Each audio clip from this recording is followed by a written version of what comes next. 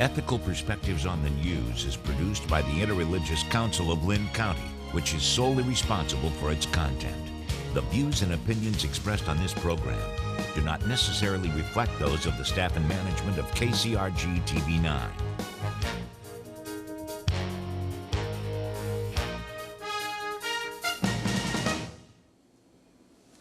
Good morning and welcome to Ethical Perspectives on the News. My name is Scott Samuelson and I'm a professor of philosophy at Kirkwood Community College on the Iowa City campus. On August 9th of this year in Ferguson, Missouri, a suburb of St. Louis, Michael Brown, an unarmed black teenager, was shot 6 times by Darren Wilson, a white police officer. The shooting sparked civic unrest and a series of protests, some continuing to this day. At first, to deal with the unrest, the Ferguson police armed themselves with military-grade weapons and wore military camouflage. Currently, a county grand jury is considering whether to indict Officer Wilson for the shooting. The shooting and the subsequent reaction by the police have touched a nerve, not just in Ferguson, but the country at large. What do we know about what happened? Is this a case of a policeman unjustly killing a civilian? To what extent is there a wider problem with racial biases and how the law is enforced? What mistakes, if any, did the Ferguson Police Department make and how they handled the aftermath of the shooting? Could Ferguson happen elsewhere? Could Ferguson happen here? We have a great panel on today to discuss the lessons we should draw from Ferguson. To my left is Marcella David, a professor and associate dean at the University of Iowa College of Law. Thanks for being on, Marcella. Good morning. Erin Davis, an associate professor of sociology at Cornell College. Erin, thank you for being on. Good morning. And at the end, Wayne Jerman, the Cedar Rapids Chief of Police. Wayne, thanks so much for being on today. Good morning, Scott. Thank you. Well, Wayne, maybe we can start with you. So what do we know about what happened, especially to Michael Brown here? What do we know and what do we not know? Well, I think that's the telling question. There is not a lot of information or factual information that anybody knows. The only information that I've been apprised of is what I've read in the newspaper and other media accounts. So I think that's part of the issue, is that there's just not a whole lot of factual information that is known. Yeah, I mean, I was trying to make a list of it myself, of what I know and what I don't know. Here's what I came up with, and anyone correct me if I'm missing something. I came up with, well, we know Michael Brown was killed. We know he was originally stopped for jaywalking. We know that he was unarmed. We know that 1 round was fired from the police car and that he was shot 6 times. We don't know who the original shot, what happened there. But it seems like we don't know a lot of things, like was there an altercation that provoked things? Did the officer know anything about the previous robbery? Did Michael Brown reach for a gun or not? Was he surrendering when he was shot? Those seem like big questions, and there seems to be a kind of confusion. Erin, I mean, how do we process what's going on right there with Michael Brown? I mean, I think I would have to agree that what we know from the media. There's conflicting reports. We're not exactly sure what happened. And then we also have the history of protests that have followed that. Right. Well, and Marcella, you weighing in on this too. What are we supposed to make of seeing what we're reading from Ferguson, particularly with what happened to Michael Brown?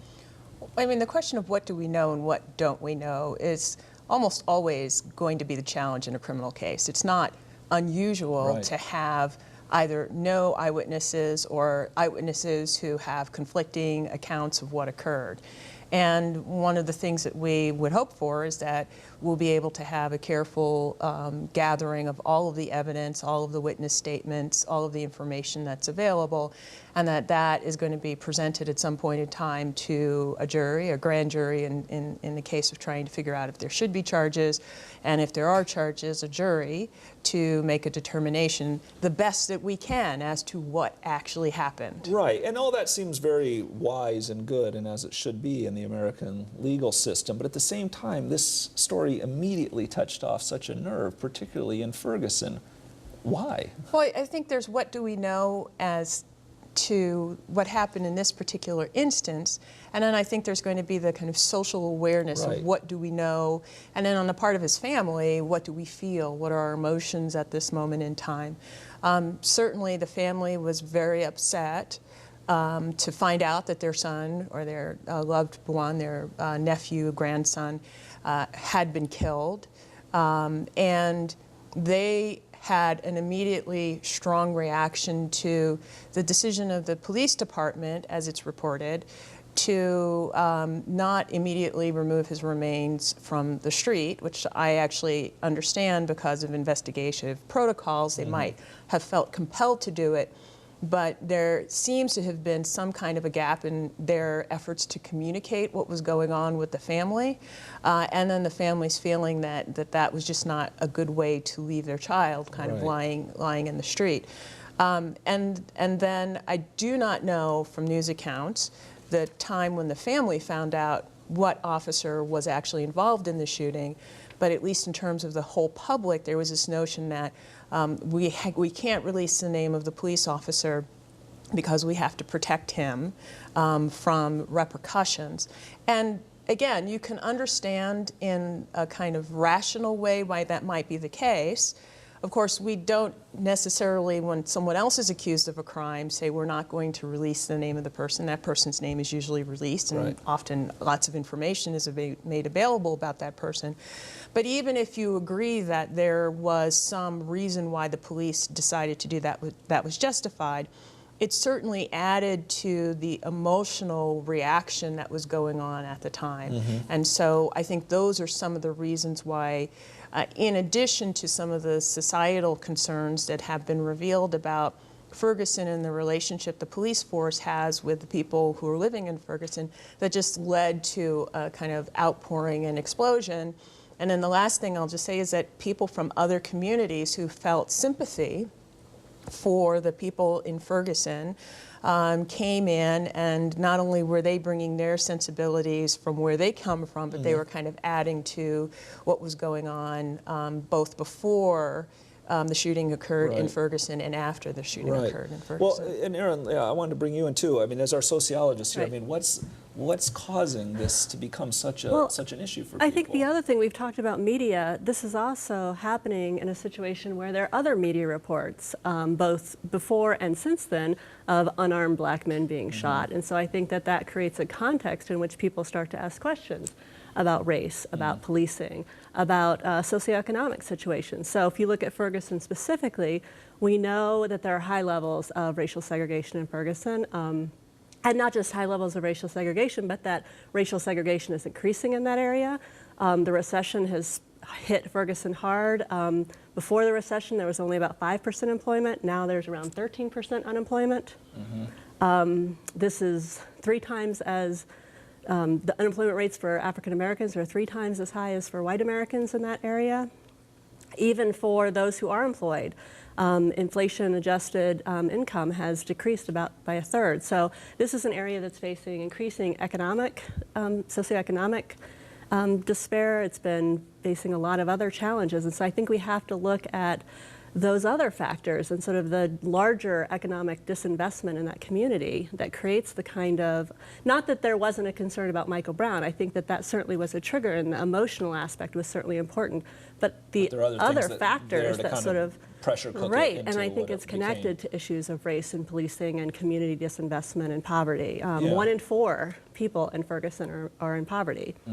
Yeah, well, I want to come back to several of the issues that have been brought up, but Wayne, I wanted to ask you, I mean, one of the things that Marcella was saying was that, you know, from the family's perspective and maybe from others in the community's perspective, there were missteps by the police, leaving his body, you know, there, you know, for so long. And in fact, I think even Chief Jackson recently apologized for that. There was a little bit of a, you know, hedging kind of apology, in the same, perhaps for reasons like you suggested, that he, on the one hand, he thinks, well, we needed to do the investigation. On the other hand, perhaps it really was too long. But from a perspective of a chief of police, I mean, I'm not going to ask you to criticize exactly what the police did in Ferguson, but what are the kinds of concerns that you have about how an issue like this was handled down there?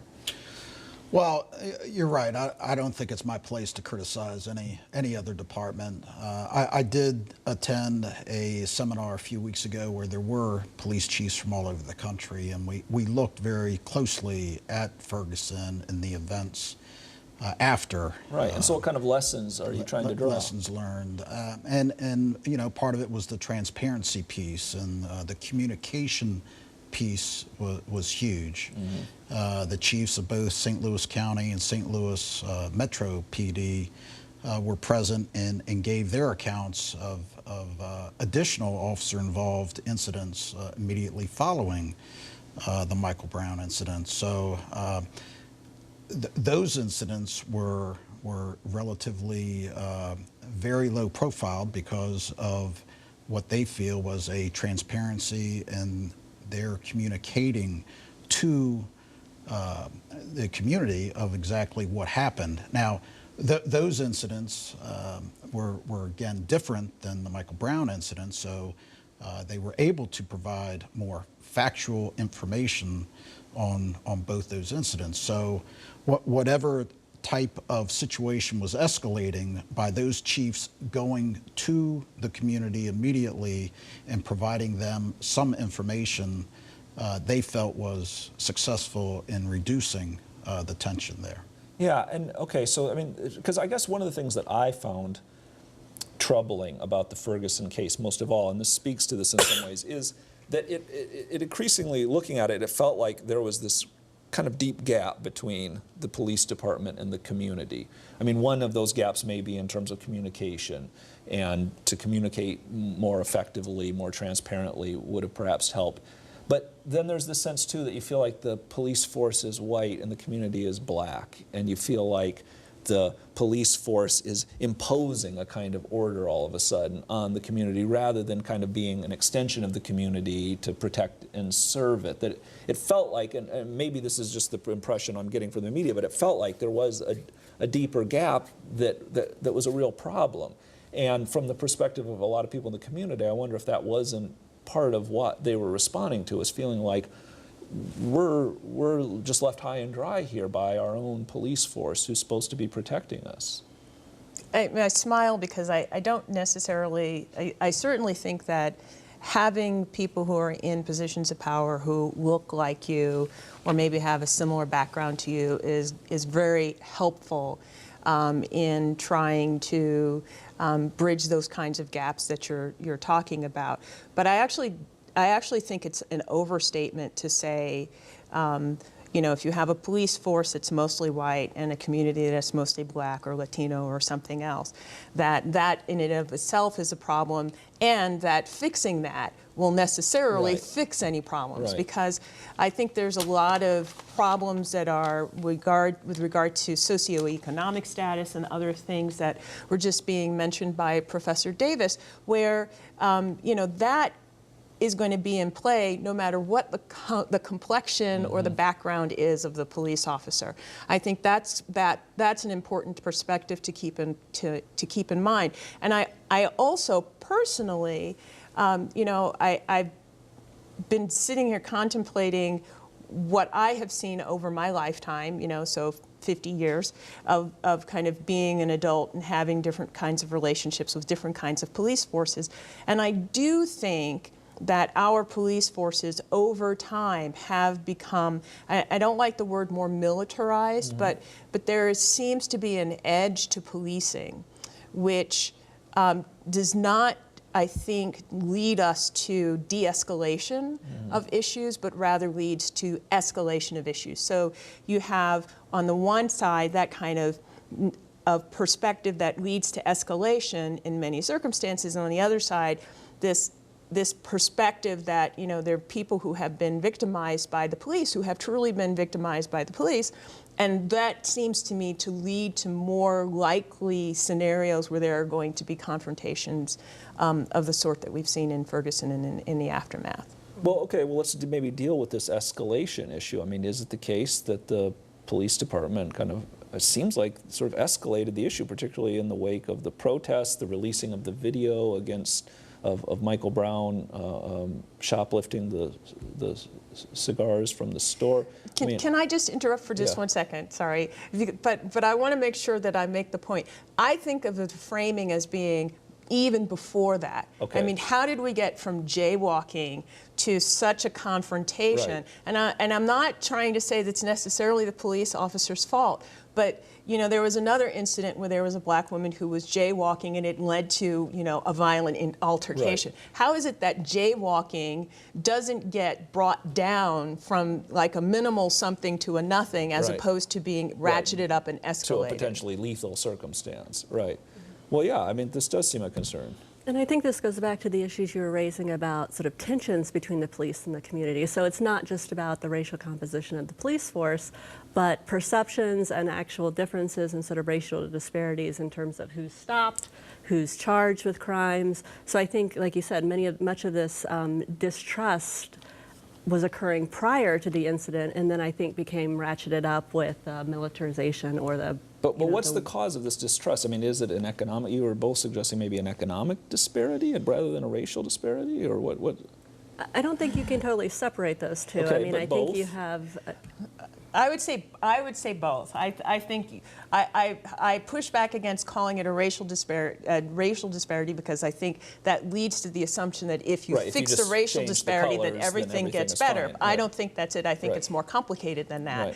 But there also is historically a relationship between minorities, racial and ethnic minorities in the United States and the police department, which is problematic. Right, right. Well, Wayne, what about this question? I mean, it seems like it is in everyone's best interest, the police forces, the communities at large, to try to de-escalate situations, particularly something like jaywalking or a peaceful protest.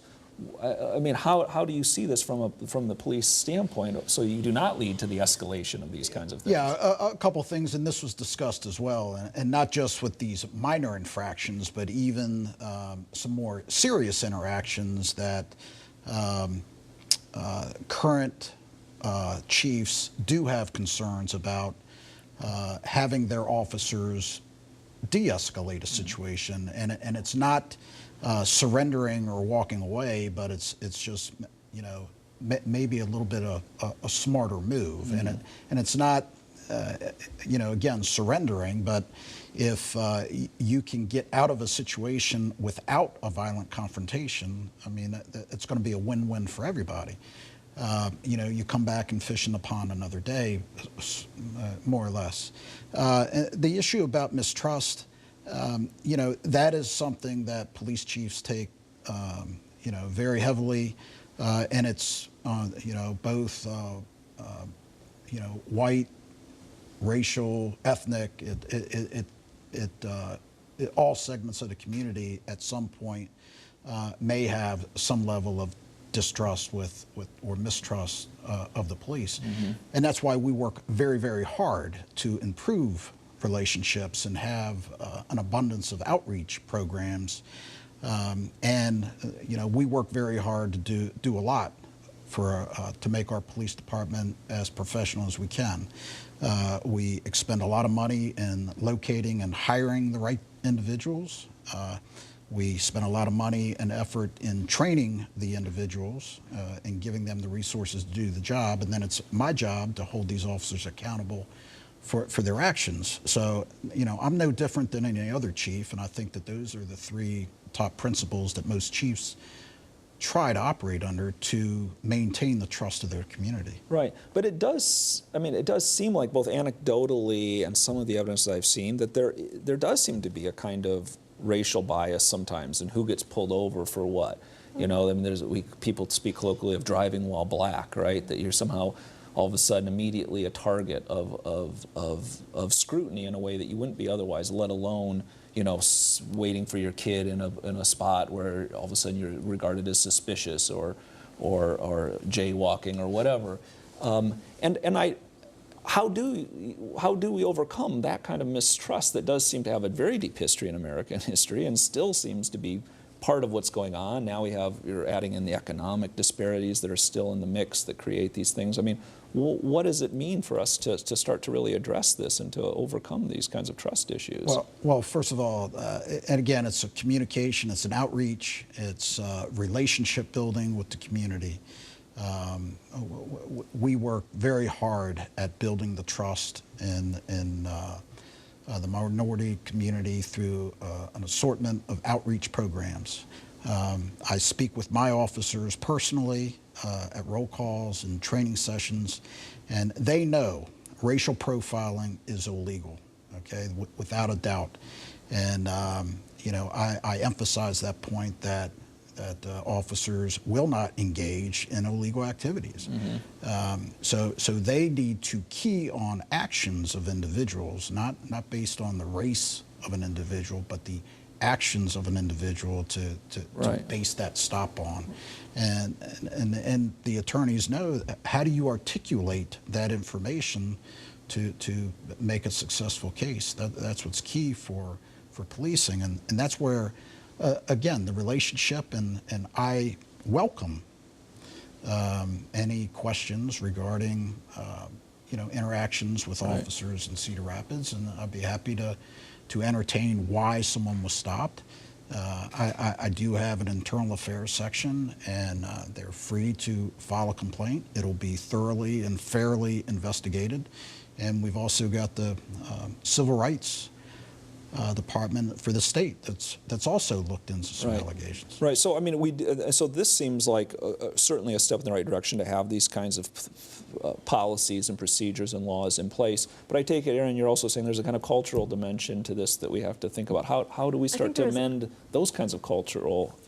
And I think this goes back to some of the racial differences. I think not just with the police force, but I think there's real racial differences in the perspective. Even if you look at now interpretations of Ferguson, that minorities are much more likely to see Ferguson as bringing up issues of race. They're much more likely to think that the police, the follow-up to Ferguson, the follow-up to Michael Brown's killing was overreaction, some of the riot gear, some of the other things, than white Americans. And so I think there's a perception gap there. I think a lot of it has to do with the continued segregation in America, that a recent Pew study found that about 75% of white Americans did not have close social networks with people outside of other white Americans. And so I think there's a real gap in experience and a gap in understanding that sort of perpetuates this.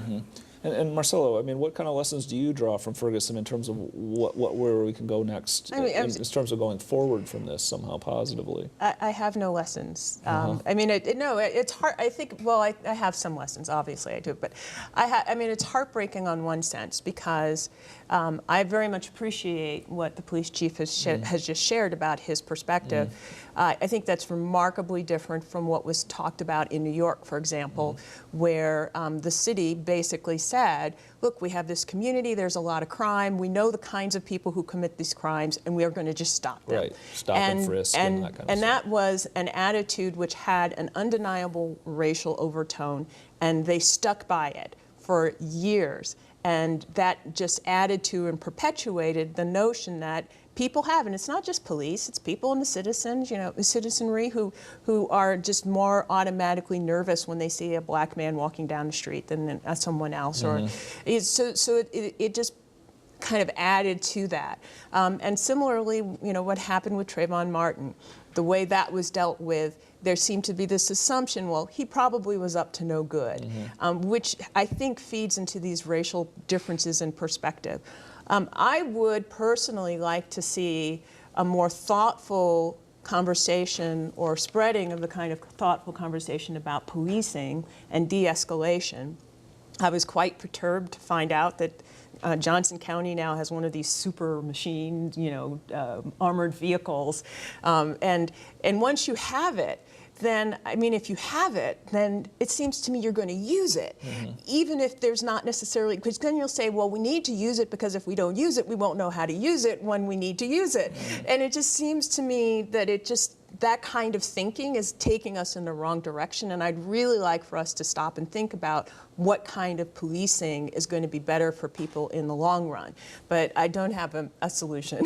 No, but those are certainly some reasonable things. We don't have time to talk a lot about the militarization issue, but it was probably worth bringing up just a little bit, because, you know, as you've said, that's just one more thing where it makes it seem perhaps like the police are going to be escalating the situation rather than de-escalating it. And I know the first images coming out of the protests where you saw police in camouflage with military-grade weapons, it seemed all of a sudden, as many people said, it seems more like an invasion of a foreign country than it does, you know, a normal kind of policing procedure. I mean, if you're going to have such powerful weapons, it seems like at least they should be very highly restricted in what kind of use they would ever, and maybe we shouldn't even have such weapons if, as Marcella says, we're just going to end up using them somehow or finding an excuse to use them. Well, I'll disagree to an extent. Just Okay. because you have something doesn't mean you're going to use it. And I can, if our department had the armored vehicles, we would have a strict policy which would, govern their use. Of the department I came from has these armored vehicles. They have an MRAP like Johnson County has. They also have a Bearcat, which was in use in Ferguson. But the department also has a strict policy governing their use. They can only be used in an active shooter incident. They can only be used in a hostage barricade incident. And they can only be used in an incident where there are explosives or the threat of explosives. All three of those incidents have happened in this jurisdiction in the last 5 years. So just because you have certain weapons, it doesn't automatically say that you're going to use them. Right, but by those standards, I mean, it doesn't seem like, I mean, maybe Missouri has different standards, but it doesn't seem like those standards were met in the case of the Ferguson protests. Well, again, I wasn't there, Right. and again, I saw images on television, but I also heard from the chiefs that were there that there were several incidences where these armored vehicles were used to rescue other shooting victims and members of the media who got pinned down between some of the violent protesters and safety. So the officers actually used these vehicles to go rescue these victims, one who was shot multiple times. That information and those images weren't broadcast as widely as they should. Did you want to weigh in on this, Erin? Well, I was going to say, even if there are situations where you might need things like the riot gear and things like that, so I think we also have to think about how we, the issue of de-escalation, this issue of ratcheting up. I know there have been other studies. I know back during the World Trade Association protests in Seattle, there was a whole discussion over, do you go in with the riot gear right up front? To what extent does that actually prevent you from creating a connection with the community? Right. Not that there aren't situations where such things might be needed, but are they always needed? Is that the first response? And what does it mean when it's the first response? And so I think those are questions worth asking. Right. And you're correct. That those are strategies that are weighed and then deployed by the tactical or operations commander. There have been, protests where the decision was made for officers to go in with soft appearance, meaning, no helmets, no shields, and just their presence is what is necessary to maintain the calm. Yeah. And that's our number one priority, is to maintain the peace and calm. Yeah, well, I'm afraid that our discussion has to come to an end, even though there's so many issues that we could always still get to. But I know that this is a conversation that will continue, and I'm hoping the conversation that we've started here is one that people do carry on in their homes and communities. So I'd like to thank Marcella, Erin, and Wayne for being on and having this great, stimulating conversation. So thank you very much, and we'll see you next time on Ethical Perspectives on the News.